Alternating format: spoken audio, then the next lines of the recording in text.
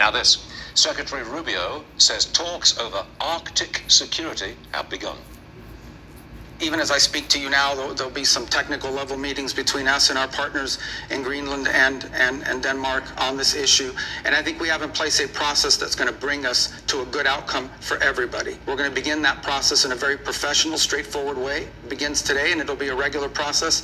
We're going to try to do it in a way that isn't like a media circus every time these conversations happen, because we think that creates more flexibility on both sides to arrive at a positive outcome. But I think we're going to get there. National security analyst Rebecca Heinrich joins me now. Are we going to get most of what we want without owning Greenland? I think so, Stuart. As we've talked about before, we already have a treaty with Denmark that allows the United States to expand our military footprint in Greenland. We have not taken advantage of that in years. And I completely agree with the assessment of the Trump administration that we have critical national security interests in the security of Greenland and in the Arctic region in general. I was really pleased to see President Trump in Davos make it very, very clear that the United States would, of course, not use military force or threats of military force against our ally, NATO ally, Denmark, but that we can work constructively with Denmark and the NATO alliance in general to get what we want. And so I thought Secretary Rubio was great in allaying any concerns on that front and explaining that technical discussions are ongoing with Greenland and Denmark at this point, Stuart. One more for you. Talks between the US and the UK over the Chagos Islands have reportedly reopened. President Trump's been critical of the Brits for returning Diego Garcia to Mauritius, which is a friend of China. Are we going to keep Diego Garcia? I'm very bullish on this, Stuart. I thought that the whole fiasco that was a very public kind of back and forth about the United States and Greenland was very bad, I think, for us, but I think we're in a good place. But one of the good things that came out of that, Stuart, was this revelation, for those who were not paying attention, that the Brits had essentially given back and agreed to give back Diego Garcia and into this African country that's really been taken by the Chinese.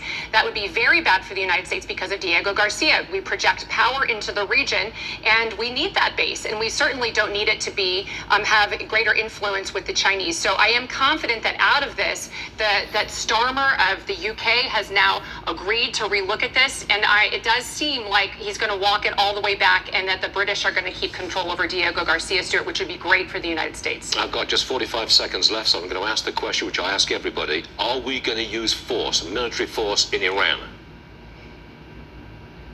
I believe that we are, Stuart.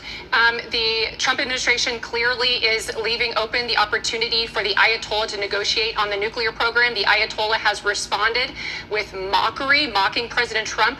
We know now that as many as 30,000 innocent Iranian protesters have been killed at the hands of the Iran regime. President Trump has said from the beginning that a slaughter of these Iranian protesters is a red line. And the last point, Stuart, we know now that the Iran regime is at its weakest point, maybe in its history.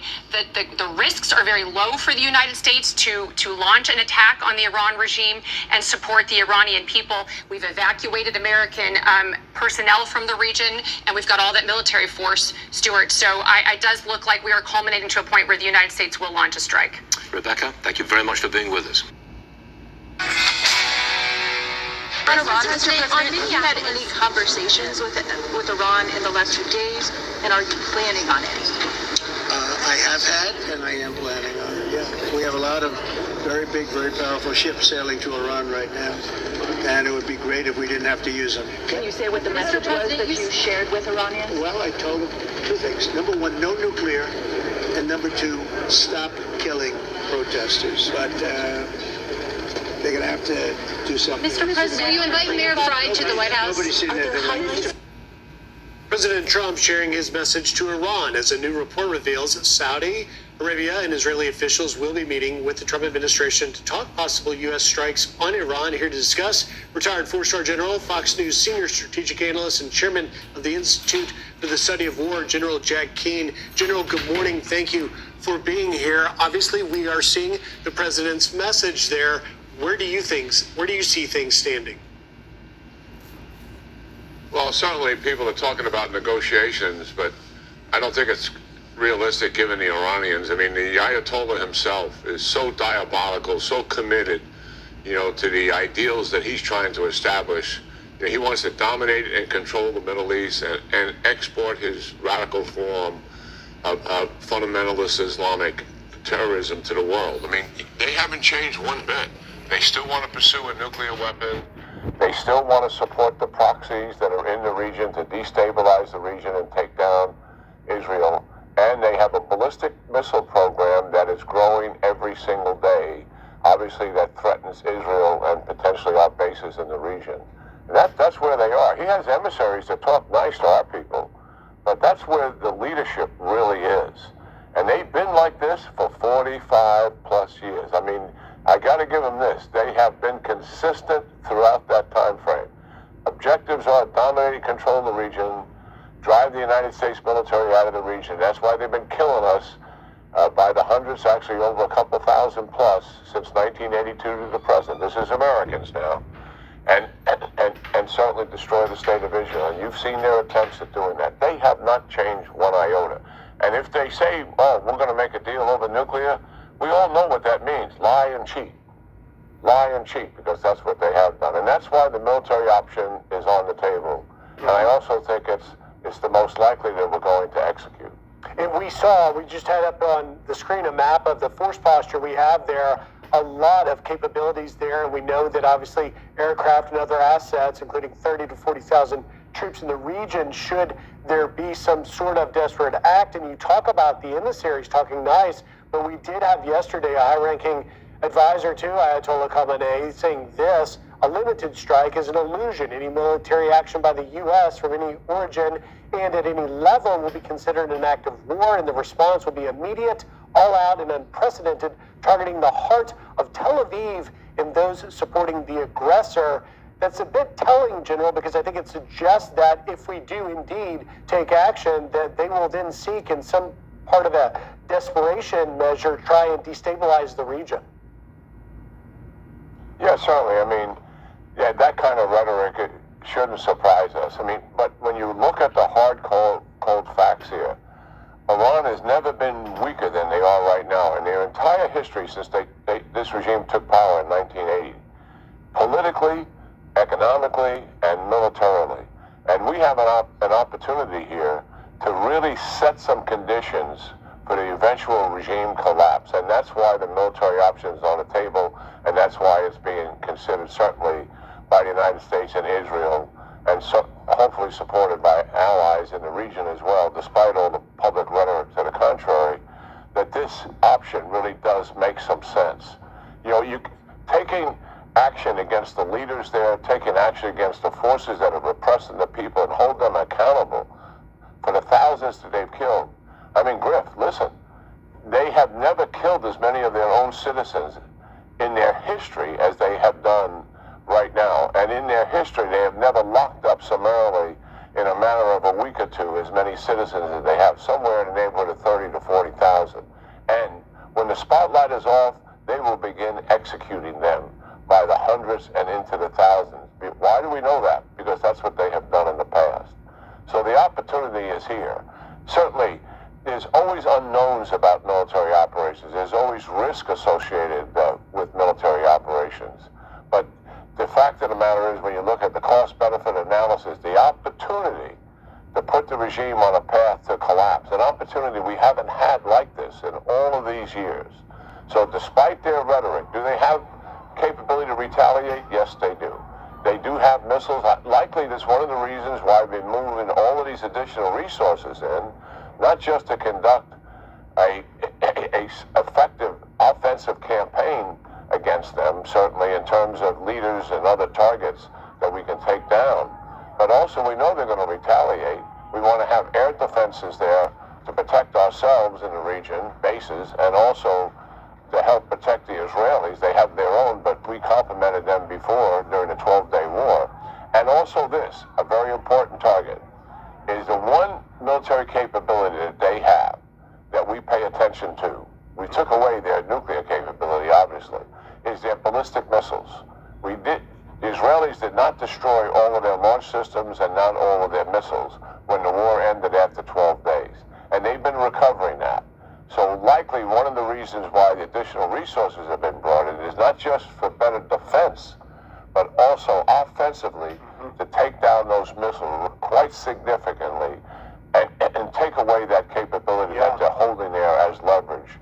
So yeah, this is the path I think we're on, and certainly these options are going to be executed, I think, sooner rather than later, given now that our resources are in the region, they're being positioned. Being in the region is one thing, being in position to conduct a military operation with the exact positioning of each ship, the submarines, etc., that's quite another.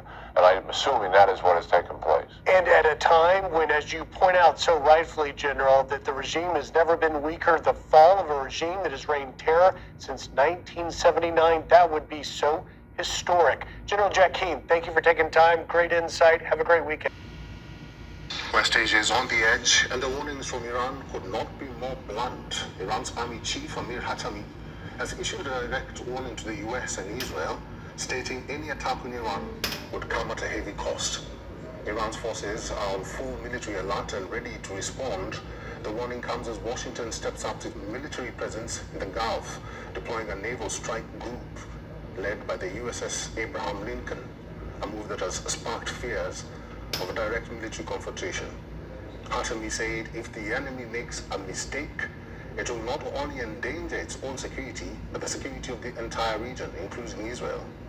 He also rejected any notion that Iran's nuclear capabilities can be destroyed even after recent US and Israeli strikes on Iranian nuclear and military sites.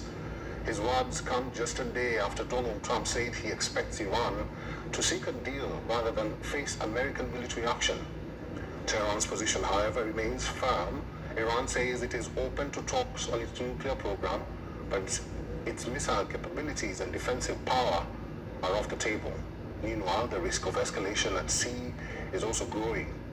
The Iranian Revolutionary Guard Corps is set to hold live-fire naval exercises on Sunday in the Strait of Hormuz, a critical choke point for global energy supplies, prompting warnings from the U.S. Central Command against any unsafe or unprofessional actions.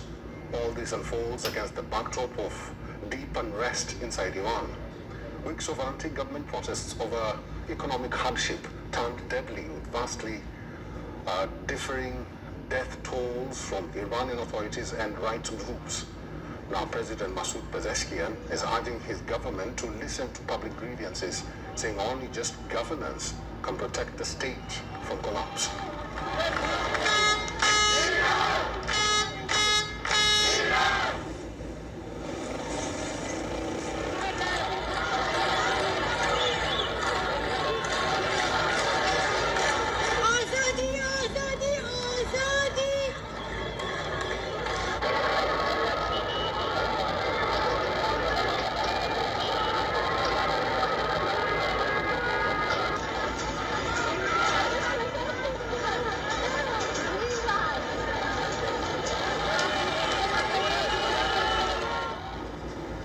Mr. Youssef Jalali is a journalist from Tehran. He's now joining us live from Tehran. Mr. Jalali, thank you very much for your time and welcome to the program. Iranian drills are taking place tomorrow. American warships are already deployed there. Do you think a small miscalculation can result in some sort of confrontation between the United States and Iran? Of course, we're still waiting for an official statement by the IRGC to confirm these drills. And whatever we've heard so far come from reports by different news outlets, some Iranian, some non-Iranian, reporting some notices being sent and issued by Iranian maritime officials and sent and notifying the shipping companies and mariners passing through the Strait of Hormuz that the country is scheduled to hold such an exercise in the Persian Gulf. But of course, so far we've not heard an official statement from the IRGC, but if such an exercise takes place, it's going to be a very massive military exercise or naval drill by the IRGC so far. Of course, it covers a wide area, allegedly covers a wide area from the Persian Gulf to the Sea of Oman and north of the Indian Ocean, inevitably covering the Strait of Hormuz, which is a very strategic choke point that connects the Persian Gulf to the Sea of Oman, through which more than 20% of the global oil shipment passes. So it is very strategic. And the country in the past has conducted such joint drills along with China and Russia in the same area. And now the country once again reportedly says that the planned drills are routine defensive drills aimed at enhancing the preparedness of the country's naval forces. But of course, we cannot ignore the timing. They come as the United States has maintained a very extensive, unprecedented naval deployment close to Iran's water space, and this is what is catching the alarm in Iran. The country says that it is ready for any scenario. It remains to be seen who blinks first, but the country has said that they're not going to be the first to fire the first bullet, but they wait for any miscalculation on the part of the United States Navy. If they just launch an attack on Iran, then the country would move quickly to respond. Mr. Jalali, let me ask you this then. Donald Trump says he will be prompted to strike Iran if something provocative happens, and we know the history in Iran, the reports of oppression, the reports of suppression. How is the Iranian government going to deal with that going forward? Very quickly. Of course, Iran has time and again said that whatever the United States is commenting on the protests in Iran or anything that Trump says about Iran's situation is regarded by Tehran as foreign interference. But it remains to be seen how things would unfold because given the fact that the United States is maintaining an unprecedented naval buildup around Iran's territorial waters, the country said that it is ready to enter into dialogue with the U.S. It is ready for talks, but at the same time, we heard it from Iran's Foreign Minister Abbas Araghchi during his yesterday's trip to Turkey. He said that while Iran is ready for dialogue, it is also ready for a conflict if the United States wants to attack Iran. So this dual messaging does exist here in the Islamic Republic, and Iran says that if the United States wants to enter dialogue with Iran, it has to be based on equal footing, fair and just negotiations that honors Iran's right to enrich uranium inside the country's soil, because we see that the standoff persists since June when the talks hit a wall and then the conflict erupted between Iran and Israel, and then the United States targeted Iran's nuclear facilities. Since then, Iran has said that it continues to insist on its own position, meaning that Iran continues to reject zero enrichment. Iran continues to reject talks on its missile program, considering these demands excessive and against Iran's sovereignty. So if such a thing happens, then the two sides can find middle ground and things could be expected to be solved and resolved peacefully. All right, Mr. Youssef Jalali, it's good to see you. Thank you for talking to us today. West Asia is on the edge, and the warnings from Iran are getting louder. Iran's army chief Amir Hatami has issued a direct warning to the US and Israel, saying any attack on Iran would come at a heavy cost. Just moments ago, an explosion rocked Iran's Gulf city. The explosion took place at a building in the Iranian city of Bandar Abbas on the Gulf coast. Iran state TV said the explosion occurred at an 8-story building, destroying 2 floors, several vehicles and shops. 4 people died in the incident. Rescue and firefighting teams are on site providing assistance.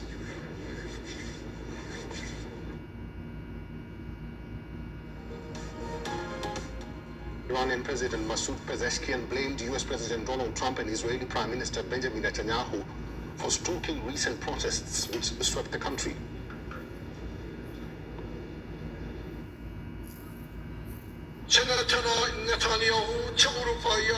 Whether Trump, whether Netanyahu, whether the Europeans, all of them sought to provoke, create division and arm, and they brought a number of innocent people along with this current and poured them into the streets and incited them that this country must be torn to pieces, to create conflict and hatred among the people, to create division. In no normal social protest do people take up guns. They don't kill military forces. They don't set ambulances on fire. They don't set the bazaar on fire. They are protesters. Iran's forces are on full military alert and ready to respond. The warning comes as Washington steps up its military presence in the Gulf, deploying a naval strike group led by the USS Abraham Lincoln, a move that has sparked fears of a direct military confrontation. Iranian Army Chief Amir Hatami said if the enemy makes a mistake, it will not only endanger its own security, but the security of the entire region, including Israel. He also rejected any notion that Iran's nuclear capabilities can be destroyed, even after recent US and Israeli strikes on Iranian nuclear and military sites. His words come just a day after Donald Trump said he expects Iran to seek a deal rather than face American military action. Tehran's position, however, remains firm. Iran says it is open to talks on its nuclear program, but its missile capabilities and defensive power are off the table. Meanwhile, the risk of escalation at sea is also growing.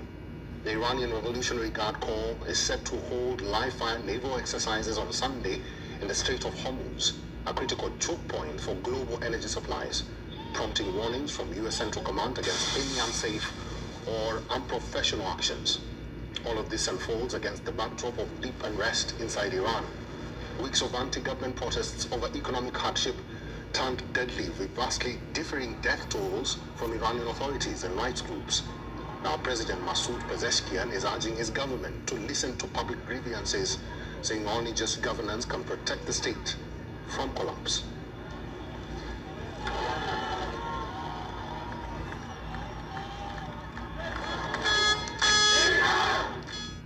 Satellite photos analyzed by the Associated Press show activity at 2 Iranian nuclear sites. Now, these sites are at Natanz and Isfahan. The Natanz site has seen a roof go up over top of what used to be an above-ground nuclear enrichment site used by Iran that had been enriching uranium up to 60% purity, which is a short technical step from weapons-grade levels of 90%. Now, the second site in Isfahan is over a structure that Israel destroyed in June, and the Israelis said at Isfahan they were targeting centrifuge manufacturing facilities. Now, all this comes as U.S. President Donald Trump is putting more pressure on Iran over its nuclear program. That's atop of the threat by Trump to use military force against Iran if it killed peaceful protesters or if it conducted mass executions. Now, already the USS Abraham Lincoln is in the region to carry out potential strikes, and that has seen the Iranians also offer their own threats against America. But this activity at the 2 nuclear sites seems to suggest, according to analysts, that Iran is trying to salvage what may remain after that June attack, and maybe trying to do it without prying eyes of satellites seeing what they recover.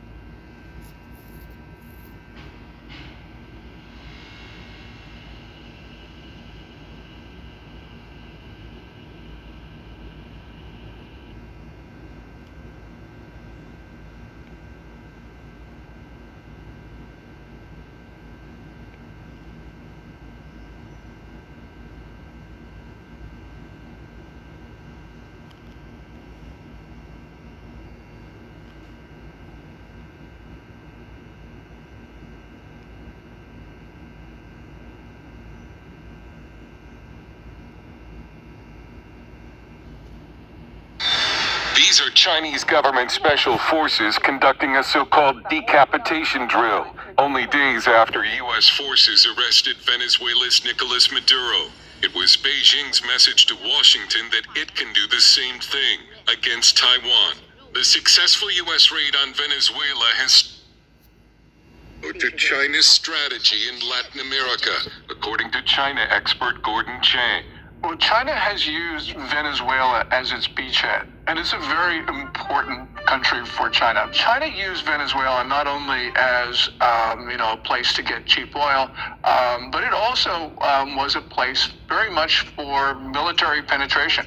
Venezuela had become the largest purchaser of Chinese military equipment in Latin America, some of which failed miserably during the U.S. raid. According to Latin American analyst Dr. Evan Ellis, the event will not remove Chinese influence in Venezuela overnight. It's too vast.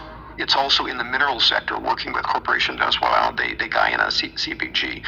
It's also deeply embedded in the telecommunications sector, in the retail sector, and in other places.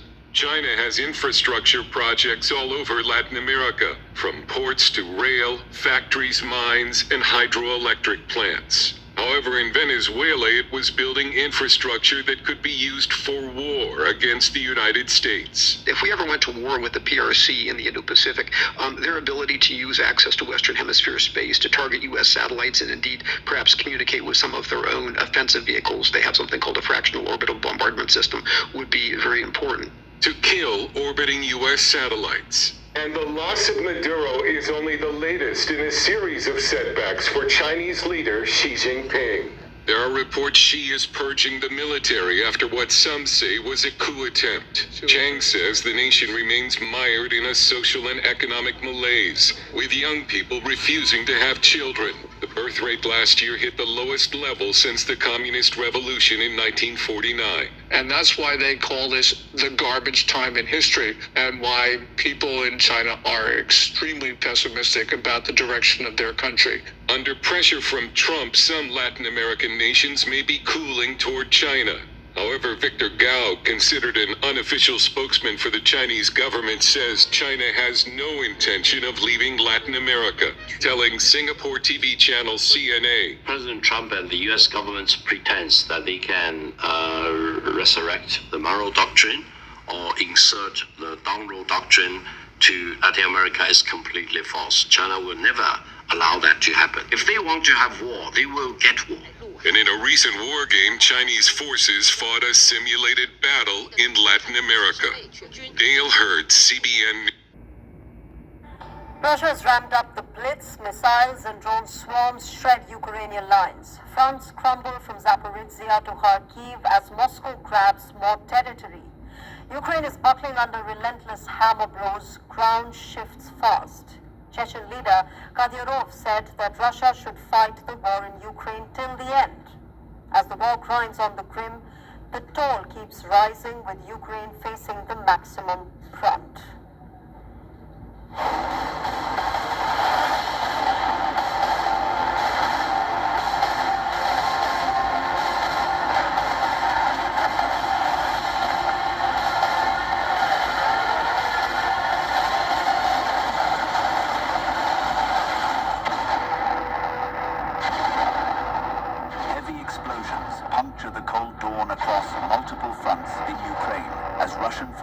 Push harder than at any point this year.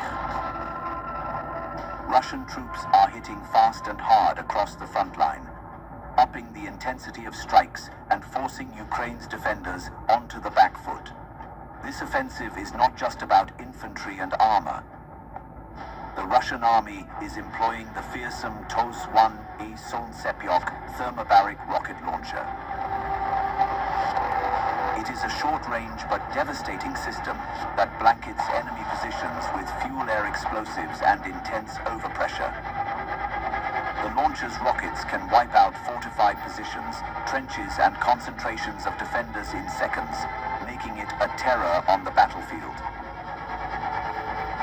European Union says that Russian strikes push Ukraine towards catastrophe.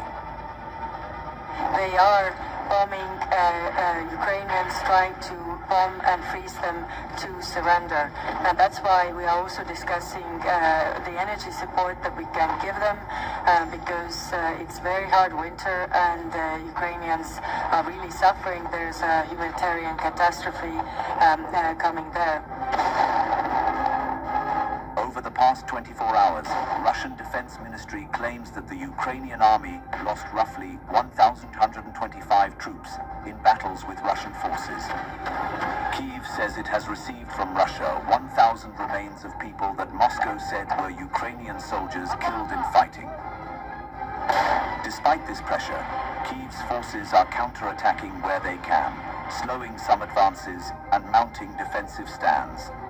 Cities tremble under artillery and drone swarms. Supply lines are stretched. Morale is tested. Yet Ukrainian resistance remains fierce, even as Russian units push deeper into contested territory. Despite trilateral talks between Russia, Ukraine, and US, the fighting only seems to be becoming intense with every passing day. Bureau Report, VON, World is One.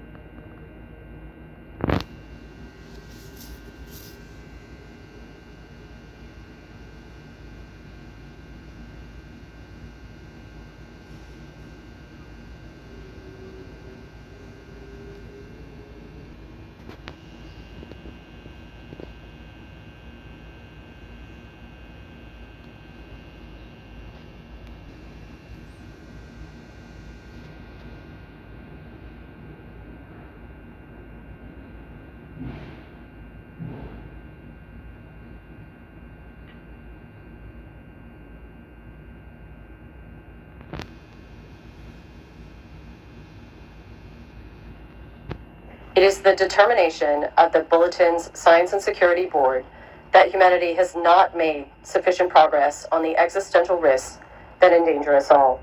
We thus move the clock forward. The Doomsday Clock is a tool for communicating how close we are to destroying the world with technologies of our own making. The risks we face from nuclear weapons, climate change, and disruptive technologies are all growing. Every second counts, and we are running out of time. It is a hard truth, but this is our reality.